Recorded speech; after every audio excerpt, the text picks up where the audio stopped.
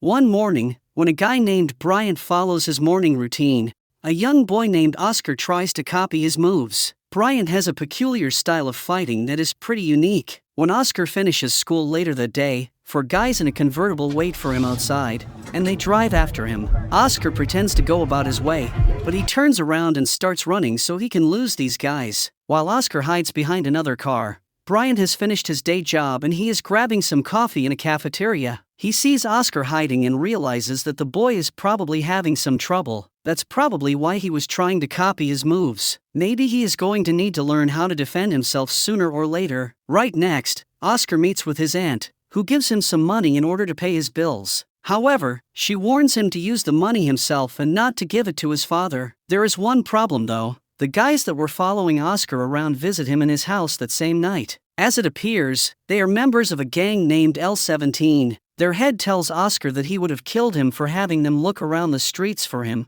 if his brother was not their leader. If your brother was an L17 captain, I would have shot your ass.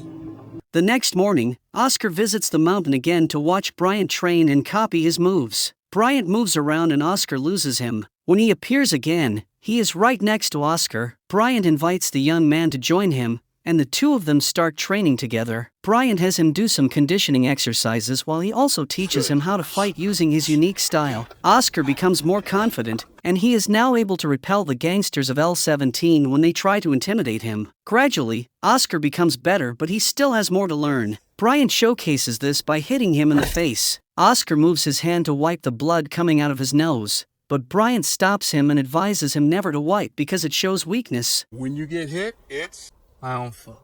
that's right. When they are done training, Oscar hangs around Bryant's house and asks him when he is going to compete against somebody else because he wants to test himself. Bryant clarifies that he is teaching him how to defend himself and not how to fight because fighting requires a different mindset. What I taught you is for self-defense. Oscar messes with him and asks him how he knows about it, but he has no idea that Bryant has competed in many tournaments, even in prison, and he has destroyed all of his opponents. While the two of them continue with their training over the next couple of days, they are interrupted by L17. A man named Hector has gotten out of jail, and he is looking for his brother, Oscar. When Hector sees Bryant, he asks his brother what he is doing with this cop. He claims he can smell cops and Bryant is one of them. Oscar calms him down and asks him to leave to go see their younger brother and sister. As they are about to leave, Bryant asks Oscar to be careful around these guys. Be careful.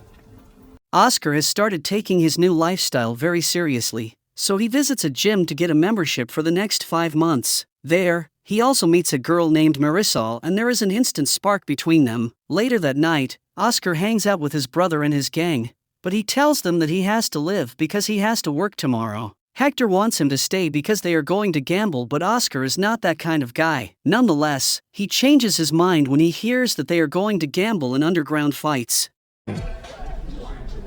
Underground fights?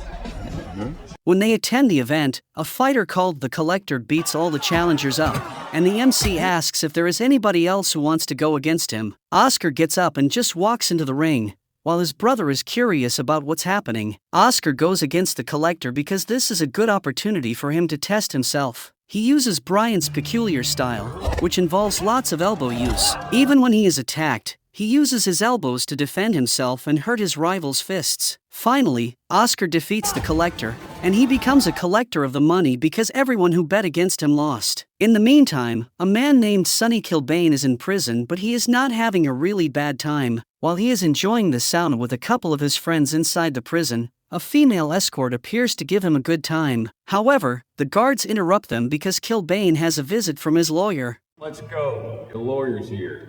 When the two of them meet, the lawyer shows him a video that has circulated online of Oscar fighting. Kilbane immediately recognizes his style of fighting, and he comments that there must be some kind of connection between the boy and Bryant. There's gotta be some connection here. He orders the lawyer to send the Guzman brothers because they owe them a favor. Back near the border of Mexico, Hector and his crew visit Bryant along with Oscar because they have a proposition. Oscar wants to compete professionally, and Hector wants to pay Bryant to train him. Bryant replies with a stunning no, which makes Hector kind of angry. While Oscar pleads with Bryant to train him, Hector starts walking around until he finds a classic car that's in Bryant's possession. Bryant doesn't want him anywhere near his car, so the two of them confront each other. Hector shows Bryant his gun and asks him to move back, but as the latter makes a couple of steps backward, he pulls a gun on his own. He orders Hector to put his gun on the ground, Take it out, put it on the ground, do it now. and then kicks everybody out of his property. Before they leave, he also tells Oscar to never come back here. And never come back here, you understand me? After the gangsters are gone, Bryant gets back in his house with the two guns and is very nervous, because the situation has gotten out of hand. Right next, Hector takes his brother to the gym and asks the trainer, Marisol's father, to train him officially. As they are about to sign his membership, the Guzman brothers appear, and they pretend to be fight promoters, although their real reason for visiting is to find Bryant. Oscar tells them that he does not know any Bryant, and Hector kicks them out of the gym because he knows these guys are not promoters. Get the fuck out! Hector tells his brother that these two men look like hitmen, so Oscar gets worried about Bryant and wants to go warn him about them. Hector is reluctant, but he agrees to drive his brother there. Soon, they arrive at Bryant's house, and Oscar warns him about the two men. As it appears, Bryant knows who they are and tells Marisol and Oscar to run inside the house. He suspects that the Guzman brothers have followed them here. Indeed, the shooting starts soon, and Hector's men are killed. Bryant and Hector run inside the house, where Bryant calms everybody down by saying that his house is steel-plated. The whole place is steel-plated. Hector exclaims that he was right about Bryant because there is something fishy about him. Bryant explains to them that he used to be a DEA cop, LAPD and DEA. which means he was after drug lords. He took down their boss and his entire organization, and they have been wanting him dead for years. Hector believes that it is time for him to call his gang, but Bryant says they are going to be slaughtered because the Guzman brothers are pros. Instead, Bryant instructs Hector to walk by the window in exactly 5 minutes while he goes outside. Soon, Bryant takes his position while Hector walks by the window, causing one of the Guzman brothers to shoot. Bryant sees him and kills him with an arrow. Meanwhile, the other hitman brings a gallon of gasoline and pours it on the house. Bryant appears behind him, and the hitman is actually happy because he thinks his brother is going to kill Bryant. However, Bryant informs him that his hopes are not going to play out because his brother is dead. He's gone. The hitman attacks Bryant and the two of them start fighting. Bryant uses his special style to defeat the hitman, and then asks him who sent him. The hitman is not revealing who gave them the order to kill Bryant, so the ex-cop pours some gasoline on him in order to scare him. But instead of getting scared, the hitman makes sure he is not going to talk by lighting himself on fire. When Bryant returns inside the house, he tells the others that Kilbane will send more squads to attack him once he finds out that the Guzman brothers are dead. He tells everyone that they have to leave, and he will do exactly the same thing because this place is now compromised for him. Then, he reveals a secret compartment under his bed which leads to a tunnel. Once they descend to the tunnel and start walking, Bryant reveals that the DEA found this tunnel when he was still a cop, DEA raid I worked on, we found these tunnels. and that's why he decided to build his house here. Hector wonders who wants him dead now and why, so Bryant reveals that Kilbane was a former police captain who was working with a drug lord while he was also involved in a trafficking ring. Kilbane had some judges in his pocket, and he made sure that his associate would never be in trouble. However, he is serving a double life sentence in prison nowadays because Bryant exposed him. Then, Oscar asks Bryant about the picture of a woman he has seen in his kitchen. Bryant explains that when the bad guys can't hurt you directly, they go after the people you love. They abducted his wife and beat her up, until he showed up and killed them. He knew that his wife would never be safe, so he came up with an idea. He told his wife to tell the police that her husband beat her up and then ran away, making it look like a domestic violence case. As for the bodies that he left behind dead, they were not supposed to be there anyway, so the police would cover them up. Eventually, Bryant parts ways with his friends and returns to the house, where he sees some police officers and a SWAT team waiting for him. They are probably sent by Kilbane as well. As two SWAT agents try to break his door, Bryant just opens it and shoots them dead. Then, he activates a defense mechanism and sprays some of the other dirty cops with an acid. Finally, he throws a smoke grenade and corners the remaining dirty cops. With a gun that's aiming at them, he signals them to leave. Get out of here. The next morning, Hector and a couple of his guys return to Bryant's house to pick up the dead bodies of their friends in order to give them a proper burial. Then, Hector has a talk with Oscar to tell him that his friend is gone. He prompts Oscar to become a strong fighter like his friend Bryant, and asks him to start training tomorrow. Right next, Hector starts visiting the girlfriends of his dead gang members to inform them that his boys are dead, but his crew gets ambushed by the dirty cops. After they take Hector's guys out, one of the dirty cops sticks a gun in his head. Hector tells the man that he is not going to beg for his life. You think I'm gonna start begging for my life? But the man's plan is to abduct him. The dirty cops take Hector to a secluded location for an impromptu interrogation, and they start asking him about Bryant's location. Hector tells them the truth, that he has no idea where Bryant is. I don't know shit. But the bad guys do not like that answer, so they start threatening him that they will cut his ear. As they are about to do so, Bryant appears from behind and kills one of the dirty cops. Their leader grabs Hector and sticks the gun on his head, threatening to kill him. Bryant asks the man to lower his gun, while the dirty cop states that Bryant should have killed him when he had the chance, which reveals that the two of them have met in the past. As it appears, Bryant spared his life because he was no longer a threat back then, but right now, Bryant pulls the trigger and shoots him dead with a precise shot. After killing a couple of more bad guys, the remaining dirty cops run after him. Bryant lures them into the mountains by running uphill, and the men get really tired by chasing him. Bryant uses this to kill them, and then returns to save Hector. In the meantime, Oscar and Marisol go back to Bryant's house looking for him, but they are attacked by a task force. Oscar beats a couple of guys before running to one who uses the same fighting style as him. After he beats this guy by kicking his helmet out of his head, the man introduces himself as Eric Green, saying that Bryant was his fellow officer in the past as well as his sensei. Where's my captain?